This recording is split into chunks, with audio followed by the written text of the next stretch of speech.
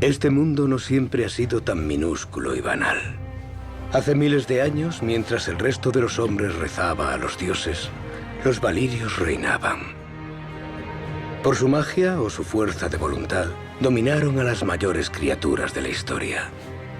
Un caballo garantiza al hombre el dominio de la tierra, una nave el del mar. Pero los dragones nos entregaron el cielo, y también todo y a todos cuantos hay bajo él.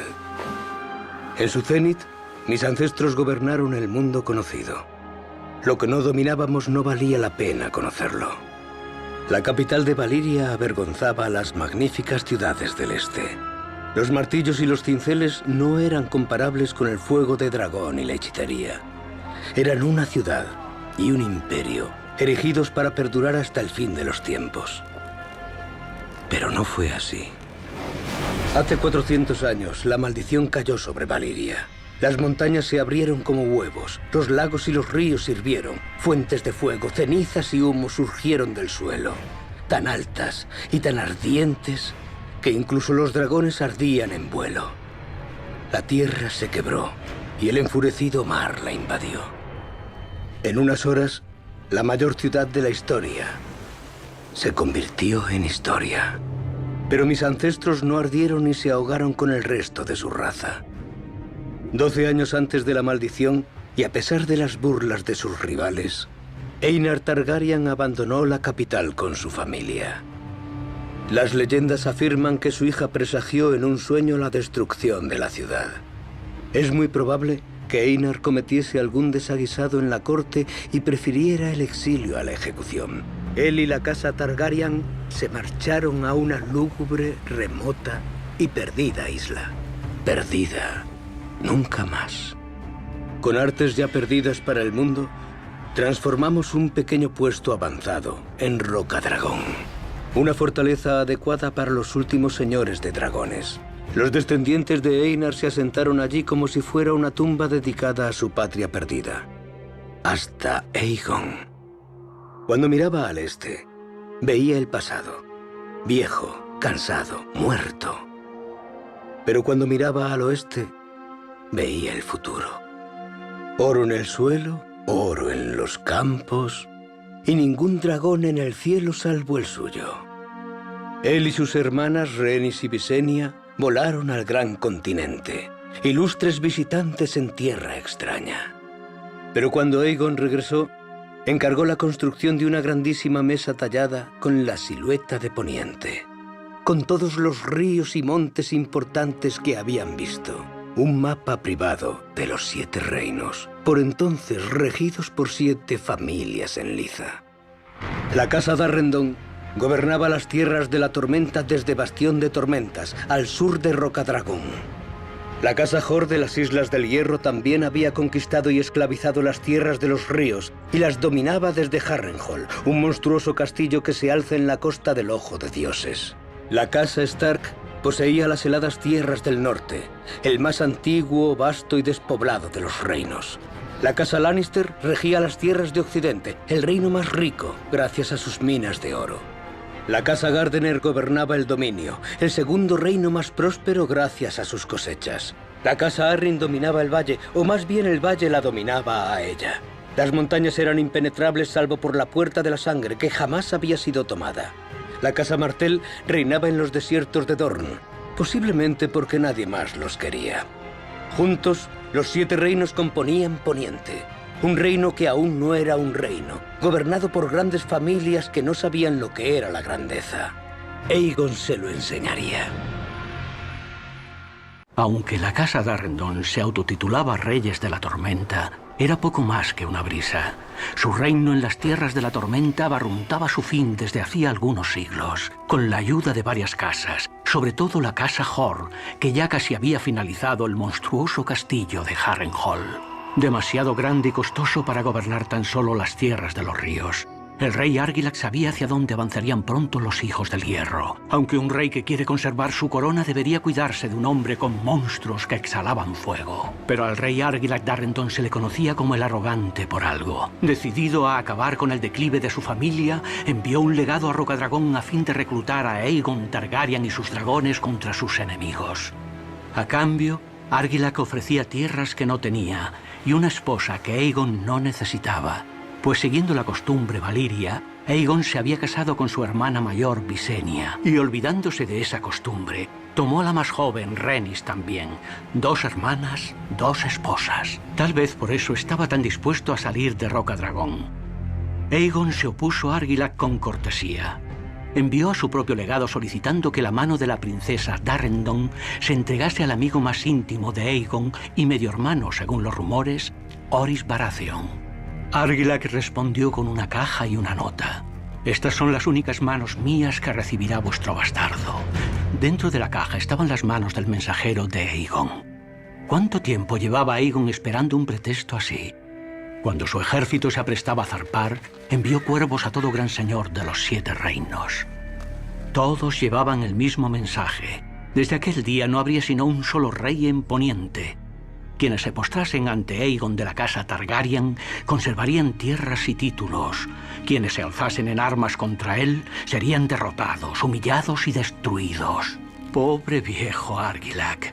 No podía igualar a Aegon en arrogancia. Aegon desembarcó en la desembocadura del Aguas Negras y construyó un primitivo fuerte Aegon en las disputadas tierras entre los reinos de Harren y Argilac, así que nadie sabía quién era el que tenía un problema. Siguiendo las costumbres de los 7 reinos, Aegon desplegó su estandarte con un dragón de 3 cabezas, exhalando fuego sobre campo de sable. Visenya lo coronó con una diadema de acero valirio cuajada de rubíes, mientras Rhaenys lo proclamaba primer rey del continente desde la era del amanecer. Mientras sus señores y los lugareños lo aclamaban, Aegon nombró a sus leales amigos miembros del pequeño consejo, presidido por Orys Baratheon, a quien denominó mi fuerte mano derecha. El título arraigó y un bastardo se convirtió en la primera mano del rey.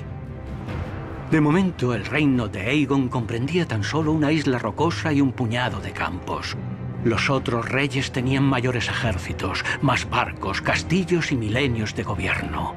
Pero Aegon tenía dragones y había elegido el lema de su casa, fuego y sangre. Antes de que acabaran los ríos, los campos y los cielos se tornarían rojos. Harren, de la casa Hor, heredó un reino que se extendía desde las Islas del Hierro al Tridente. Un reino demasiado grande para gobernarlo desde un castillo tan humilde como Pike. Durante 40 años saqueó las tierras de los ríos haciéndose con piedra, madera y esclavos para construir una morada digna de él. Según la leyenda, los alarifes colocaron la última piedra de Harrenhal, justo el día en que Aegon desembarcó en Poniente. Podría haber sido un augurio divino. Pero hasta los alarifes querían escapar de allí antes de que llegaran los dragones. Y no eran los únicos. Cuando Aegon se acercaba, los señores de las tierras de los ríos se revolucionaron encabezados por la casa Tully. Dudo que Harrenhal lo notase. Harrenhal podía repeler una armada de 1 millón de hombres. Ninguna escala podía someter sus murallas y ningún ariete podía hacerles mella. El castillo era más impenetrable que el coño de una solterona. Cerró sus puertas en torno a sí, sus hijos y sus hijos del hierro, y aguardó a que las huestes de Aegon se enfangasen en el lodo. Cuando Aegon por fin vio el monstruoso castillo, pidió parlamentar. Harren se lo concedió. Valiria había sido el mayor imperio que el mundo había visto. Harren quería mear en sus cenizas. Rendíos ahora, y seguiréis siendo señor de las Islas del Hierro. Rendíos ahora, y vuestros hijos vivirán para gobernar después. Veis mi ejército cercando vuestros muros, y veis a mis dragones. Lo que veo ante mis muros no me inquieta en absoluto. Esos muros son fuertes y gruesos. Los dragones vuelan. Pero las piedras no arden. Cuando el sol se ponga, vuestro linaje acabará. Harren escupió y regresó a su castillo. Una vez dentro, prometió tierras, riquezas y las hijas de Tully a quien consiguiese acabar con Aegon o con su dragón. Al ocultarse el sol en el horizonte, todos los hombres de Harren patrullaban por las almenas, oyendo aleteos a cada golpe de viento. Pero la luna se alzó y descendió, y no apareció ningún dragón. Mientras los hijos del hierro guardaban las almenas, Aegon condujo su dragón Valerion más y más alto en el cielo estrellado, tan alto que hasta el gran castillo de Harrenhal parecía un hormiguero. Luego se cernieron sobre el castillo, bien adentro de las murallas vigiladas. Las 5 torres de Harrenhal se alzaban hacia Aegon como una mano. Valerion abrió la boca y bañó todos los dedos en llamas. Harren tenía razón. La piedra no arde, pero los hombres sí. Aunque fueran hijos del hierro. El dragón transformó a mis ancestros en cenizas, que asfixiaban a los supervivientes cuando gritaban. Los soldados de Harren saltaron de las almenas y murieron. Se estrellaron contra las murallas y murieron.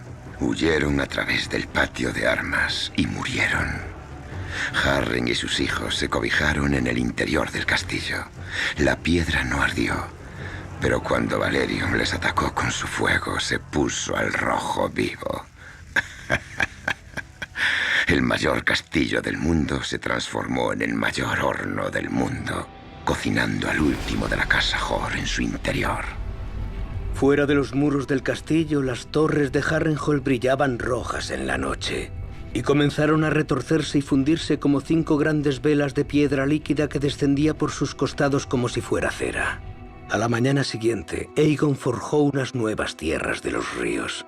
Nombró al rebelde Edmund Tully señor supremo del Tridente y obligó a los demás señores de los ríos a jurarle fidelidad para su nueva coalición. Durante siglos, la casa Hor había aterrorizado a las tierras de los ríos. Bajo la casa Tully, volverían a recobrar la paz y la prosperidad. Cuando el castillo se enfrió y entraron los hombres, Aegon se aventuró en las ruinas en que había convertido Harrenhal. Vio los cuerpos carbonizados, la piedra calcinada y las espadas fundidas de sus antiguos enemigos. Para confusión de sus hombres, ordenó que se recogieran las inútiles espadas y se enviasen a Fuerte Aegon. Mientras Aegon marchaba sobre Harrenhal tras su coronación, Orys Baratheon había llevado al grueso de sus fuerzas y a su reina Rhaenys con su dragón al sur para iniciar su invasión. Argilac el Arrogante, rey de las Tierras de la Tormenta. Argilac tenía su sede en Bastión de Tormentas, un castillo considerado el más fortificado de Poniente después de Harrenhal. Argilac sería arrogante, pero no era estúpido ni cobarde. Sus señores le aconsejaron que cerrase las puertas y aguardase al asedio. Pero oyó lo que había pasado en Harrenhal y se negó a morir como un cerdo asado en su propio castillo. Conocería la victoria o la derrota del mismo modo, espada en mano. Llamó a sus banderizos y marchó para reunirse con Orys Baratheon en el campo. Gracias al dragón de Rhaenys, Meraxis, Orys supo que Argilac llegaba, cuántos hombres tenía y a qué velocidad marchaban. Así que Orys simplemente se asentó en un terreno elevado y aguardó a Argilac en las colinas. Cuando ambas huestes se aproximaron, el viento se alzó para recibirlas y la lluvia cayó a raudales, una galerna que daría su nombre a la batalla, la última tormenta. Los señores del rey Argilac le aconsejaron que aguardase a que mejorase el tiempo. Pero el rey de la tormenta vio que la lluvia golpeaba en el rostro a los hombres de Baratheon en sus colinas. Y Argilac vio que su ejército era el doble del de Baratheon, con 4 veces más caballeros y caballos acorazados. Argilac atacó. 3 veces dirigió Argilac a sus hombres contra la línea de Baratheon, pero las colinas eran empinadas y la lluvia había enlodado el suelo. Los caballos de guerra se atascaban y resbalaban y las cargas fracasaban. La batalla parecía perdida, hasta que Argilac ordenó a sus lanceros que ascendieran por la colina. Cegados por la lluvia, los hombres de Baratheon no los vieron hasta que ya fue tarde. Una colina cayó, luego otra y otra, hasta que solo quedó una en el centro del ejército de Baratheon. Si Argilac lograba penetrar, podría dividir al ejército invasor en 2 mitades. Argilac y sus hombres acometieron y rompieron la línea de Baratheon, revelando a la reina Rhaenys y a Meraxis. La vanguardia de Argilac ardió en llamas y sus hombres se aterraron. La carga de la victoria se transformó en un caos y el propio Argilac fue derribado del caballo, pero no se rindió. Cuando Orys Baratheon llegó, halló al viejo rey resistiendo con 1 docena de hombres y otra media docena muertos a sus pies. Orys descabalgó para reunirse con el rey a igual altura y ofreció a Argilac una última oportunidad de rendirse, pero Argilac lo maldijo. Mientras la tormenta los azotaba, el viejo guerrero y el barbudo joven lucharon por la vida y por el reino. Al final, Argilac obtuvo su deseo. Murió, espada en mano. Al difundirse la noticia de la muerte de Argilac, sus señores y caballeros arrojaron sus espadas y huyeron. Orys y su vanguardia cabalgaron hacia Bastión de Tormentas para reclamar su castillo para Aegon, pero encontraron las puertas atrancadas y los muros defendidos. La hija de Argilac había asumido la corona, y la nueva reina de la tormenta era tan dada a la rendición como su padre. Declaró que Orys tan solo ganaría huesos, sangre y cenizas allí. Pero sus hombres eran más débiles que ella. Y aquella noche Orys vio cómo le entregaban a la hija de Argilac amordazada, encadenada y desnuda en su campamento. Argilac se había negado a concederle a Orys su mano. Ahora podía tomar cualquier parte que desease, pero Orys desencadenó a la joven, la envolvió con su capa y le sirvió una copa de vino. Le dijo que adoptaría las armas, la bandera y el lema de la casa Darrendon para honrar el coraje de su padre en la última tormenta. Le venía muy bien, ya que Orys carecía de todo eso. El ciervo coronado se convirtió en el sello de la casa Baratheon y Bastión de Tormentas en su sede. La hija de Argilac permanecería en su hogar, aunque como señora en lugar de princesa. Las tierras de la tormenta ya eran de Aegon, y como tributo este exigió las espadas de los hombres a quienes Orys había derrotado. ¿Con qué propósito? Orys lo ignoraba. Aegon ya regía sobre 2 de los 7 reinos, pero constató que ya no podría hacerse con el resto. Por primera vez en miles de años, los reyes dejaron a un lado sus rencillas y unieron fuerzas contra un enemigo común. Mi antepasado, el rey Loren de la casa Lannister, encabezaba la familia más pudiente de los 7 reinos. Cuando el rey Loren unió sus fuerzas a las de Mern de la casa Gardener, rey del dominio, tenían el ejército más poderoso de la historia. Conocido como Puño de Hierro, quería derrotar al aspirante a conquistador. Aunque un puño de hierro puede partirle la cara a un hombre en batalla, quedarías como un tonto cazando pájaros o bestias con él. Y Aegon tenía una criatura que era ambas cosas. Los reyes jamás habían visto un dragón ni luchado con uno. Habían combatido entre sí durante miles de años, y la victoria siempre había sido para el que tenía mayor ejército. Seguro que un ejército que quintuplicaba al de Aegon podía lidiar con un dragón. Pero Aegon llegó con 3. Aún así, los Lannister y los Gardener esperaban vencer. El campo de batalla que eligieron era una llanura de tierra firme y claros cielos, perfecto para los arqueros y la caballería. Pero ninguno de los reyes había pensado por qué el suelo era firme. No había llovido en una quincena, así que el trigo y los hierbajos estaban secos. Perfecto para los dragones. Al principio, los reyes creían que se alzarían con la victoria. Cuando sonó el cuerno, sus huestes envolvieron los flancos de Aegon y su puño de hierro de caballeros montados penetró por el centro antes de que los dragones pudieran darse cuenta. Pero entonces, Aegon y sus hermanas alzaron el vuelo y dirigieron sus dragones no a los soldados, sino a los campos secos que los rodeaban. El puño de hierro se abrió y se convirtió en una mano que se extendía pidiendo clemencia. Como Aegon prometió, no obtuvo ninguna. Más de 4.000 hombres murieron abrasados y otros 1.000 mientras huían del fuego.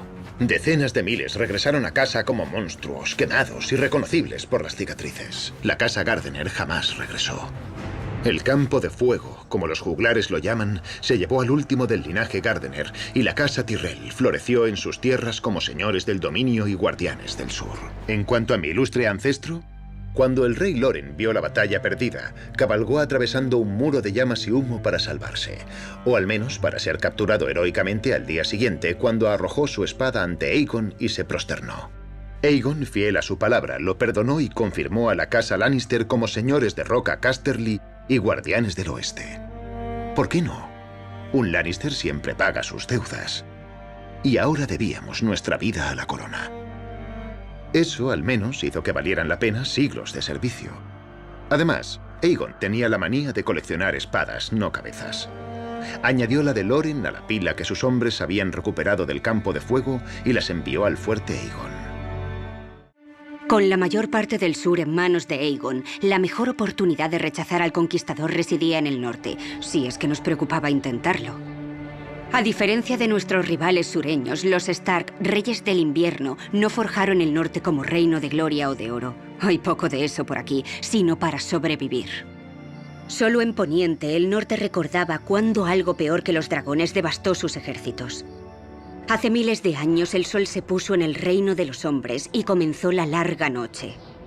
Una nueva raza emergió del hielo y la nieve, los caminantes blancos. No exigían una corona, no ofrecían términos, no perdonaban la vida a nadie y los muertos marchaban con ellos. Con la humanidad enfrentada a la extinción, un Stark recurrió a los hijos del bosque, los seres más antiguos de Poniente, y los convenció para aliarse con los hombres a los que en otro tiempo combatieran. Juntos rechazaron a los caminantes hasta las tierras del eterno invierno y los aislaron de los 7 reinos con el muro. 100 leguas de hielo, piedra y tierra ascendiendo hasta superar los 500 codos de altura. Para guardarlo fundaron la Guardia de la Noche, una hermandad juramentada para defender a los vivos de los muertos, un voto que borra tanto títulos como crímenes. Tras la larga noche, el norte trató de olvidar que pertenecía a un continente, quizá por orgullo, quizá por pura ignorancia. Nunca se sabe con el norte. Pero al extenderse la noticia de los dragones de Aegon, Torren Stark, el rey del invierno, supo que no podía desentenderse de Poniente y convocó a sus señores en Invernalia. Muchos necios obviaron el peligro, mientras los demás apostaron sobre cuánto tardaría el sur en arder. Torren los silenció, con la orden de aprestar sus huestes y descender del norte a presentar batalla. Mientras los reyes de la roca y del dominio ardían en el campo de fuego, la mayor fuerza norteña desde la larga noche cruzó el cuello hasta las tierras de los ríos. Pero cuando el rey Torren llegó al Tridente, vio en la orilla opuesta la fuerza combinada de todos los reinos conquistados por Aegon. Un ejército que era la mitad mayor que el de Torren, y con 3 dragones. Aquella noche, el rey Torren convocó una asamblea de todos sus señores y consejeros. Algunos querían luchar y confiar en el valor norteño para afrontar la jornada y arder en el Tridente. Los más sabios querían retirarse a Fosso Cailin, la fortaleza que había rechazado todas las invasiones sureñas, y arder allí. Un señor suicida quiso incluso emboscar el campamento de Aegon en la oscuridad y matar a los dragones mientras dormían, o al menos a sus jinetes. Cuesta saber cuál habría sido su sino. ¿Arder? ¿Ser descabezado? ¿Desmembrado? Quizá las 3 cosas. Mi ancestro escuchó su consejo y por la mañana cruzó el Tridente bajo una bandera de parlamento. Entonces el rey Torren de la casa Stark depositó su antigua corona a los pies de Aegon y fue nombrado señor de Invernalia y guardián del norte. Y el rey que se arrodilló. No tenían más remedio, y gracias a él nuestros soldados regresaron a casa, enteros e ilesos. Las espadas que Aegon les arrebató no fueron retorcidas, quemadas ni aplastadas. Aún. El Valle de Arryn era el último de los 7 reinos que quedaba. Antigua y orgullosa, la casa Arryn hizo lo que siempre hacía en tiempos de apuros. Cerraron la puerta de sangre y selló el valle. Entonces, la reina regente Sharra de la casa Arryn se retiró con su hijo, el pequeño Ronel, al nido de águilas, la inexpugnable fortaleza de su familia. Desde la cima de la montaña podían divisar con claridad todo Poniente, con sus problemas ocultos bajo las nubes. Pero un día la reina Sharra entró en el patio exterior y halló a su hijo sentado en las rodillas de Visenya Targaryen y comiéndose con los ojos a su dragón Vhagar, que estaba a su lado. Como si pidiese otro trozo de tarta en la cena, el pequeño rey preguntó a su madre si podía ir a volar en el dragón de aquella dama tan simpática. Visenya sonrió a Sharra. Y lo mismo hizo Vhagar. Recordando sus buenos modales, Sharra le preguntó si podía ofrecerle vino o comida. Debía de estar fatigada tras tan largo vuelo, pero Visenya lo rechazó. Aburrido por la escasa atención de su madre, Ronel exigió una respuesta.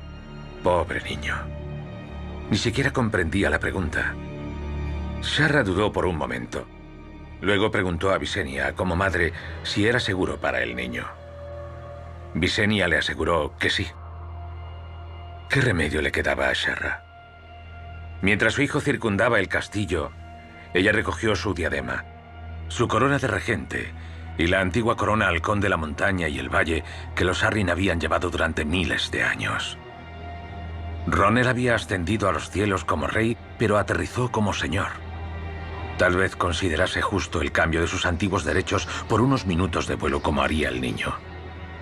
Lo más probable es que ni reparase en las 3 coronas que yacían a los pies de Visenya, ni reconocería las espadas de su guarnición junto a ellas. Las cabezas de Poniente se habían inclinado ante Aegon, pero su corazón seguía latiendo libre. Antigua, la sede de la fe de los 7. Allí moraba el Septón Supremo, el padre de los fieles, que preservaba la obediencia de todo Poniente, salvo los salvajes del norte y sus dioses antiguos. Cuando Aegon aterrizó en Poniente, el Septón Supremo se enclaustró en el Septo Estrellado y ayunó durante 7 días y 7 noches, uno por cada uno de los dioses. Tan solo recibió por estas molestias la sabiduría divina de que si Antigua se alzaba en armas contra el dragón, la ciudad ardería, tanto fieles como no creyentes. Tras la sumisión de la casa Stark, Aegon marchó sobre Antigua, listo para una nueva batalla.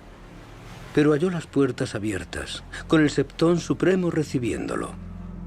El muy necio tuvo la arrogancia de garantizarle lo que Aegon ya había ganado, y ungió al último Valirio como Aegon de la casa Targaryen, primero de su nombre, rey de los Ándalos y los primeros hombres, señor de los 7 reinos y protector del reino.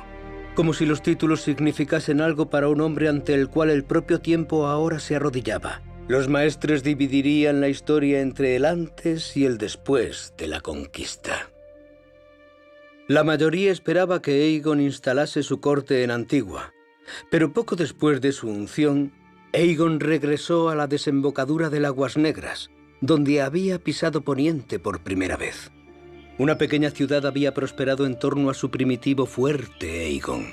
Para honrar a su nuevo maestre, los lugareños la llamaron Desembarco del Rey, que parecía más apta para un modesto caballero, con sus empalizadas de madera, calles lodosas y montones de espadas inutilizadas traídas desde todos los lugares de la conquista. Pero cuando Aegon la convirtió en su corte, la madera se transformó en piedra. El negro fango quedó enterrado bajo la fortaleza roja, y las espadas recogidas de los enemigos de Aegon fueron fundidas por el fuego de dragón, y se convirtieron en el trono idóneo para el conquistador y la mayor dinastía que el mundo haya conocido. La casa Targaryen, mi familia, mi trono, o así tendría que haber sido.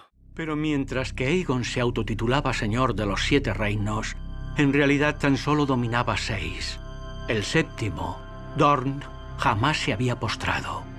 Visenya había volado al valle y regresó con su corona. Imitando a su hermana, Rhaenys había volado sobre las huestes enemigas con un salvoconducto para Dorne y aterrizó en el castillo de su señora regente, la princesa Meria de la casa Martell. Meria tenía 80 años, era gorda, calva y ciega. A sus espaldas, muchos se mofaban de ella llamándola el sapo amarillo de Dorne. La hermosa Rhaenys seguramente pensó lo mismo al conocerla. Exigió a la princesa Meria que se arrodillase ante su hermano Aegon. Pensaba que, dadas la edad y la salud de Meria, un simple voto de sumisión bastaría. Pero la princesa dijo a la reina que los Targaryen no eran queridos en Dorne, y que ningún Martell se arrodillaría ni sometería en modo alguno por más que lo quemasen. Rhaenys podría haber montado sobre su dragón en aquel momento y asar a Meria en su castillo como su hermano había hecho en Harrenhal. Pero algo debió ver en los ojos de Meria que le asustó y le hizo volver al Desembarco del Rey con la cola de su dragón entre las piernas. Tras la coronación de Aegon, Rhaenys regresó a Dorne con Aegon y Visenya y sus dragones. Pero ningún ejército los recibió en el campo y ningún señor los desafió en su castillo. Al aproximarse los dragones, Dorne sencillamente se vació. La casa Martell había sabido de Harrenhal y del Campo de Fuego.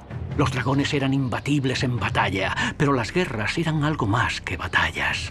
Sin oposición, Aegon reivindicó Dorne. Pero en cuanto regresó a Desembarco del Rey, sus soldados fueron arrojados desde las torres y su guarnición real desapareció en el desierto para no ser vista nunca jamás. Salvo, tal vez, cuando los vientos cambian y las arenas escupen viejos huesos y piezas de armadura. Rhaenys regresó a lomos de Meraxis con la única intención de vengarse de Meria Martell. Pero Dorne ya no estaba vacía. Los dornienses mantuvieron la promesa de Meria y lucharon incluso ardiendo bajo el fuego de dragón. Y vencieron. Un día el venablo de una ballesta se clavó en un ojo de Meraxis y derribó al dragón del cielo. La casa Martell continuó ilesa, a diferencia de la infortunada Rhaenys. En su rabia, Aegon y Visenya prendieron fuego a cada castillo y a cada ciudad salvo Lanza del Sol, tratando de volver al pueblo contra la casa Martell. Pero los dornienses permanecieron leales, y cuando Aegon regresó a desembarco del rey, halló asesinos aguardándole en las calles de su propia capital. De no ser por Visenya, el conquistador no habría gozado de su conquista mucho tiempo. Desde entonces, el rey y su familia serían protegidos por los 7 mayores caballeros del reino, la Guardia Real. Cuando Meria murió durmiendo, su débil y fatigado hijo pidió la paz. Pero la vieja Meria había agotado a Aegon también, y este concedió la propuesta. Los Targaryen aún querían Dorne, y al final lo habrían ganado, pero no a punta de espada. Lo comprarían como los grandes señores compran cualquier cosa, con una hija.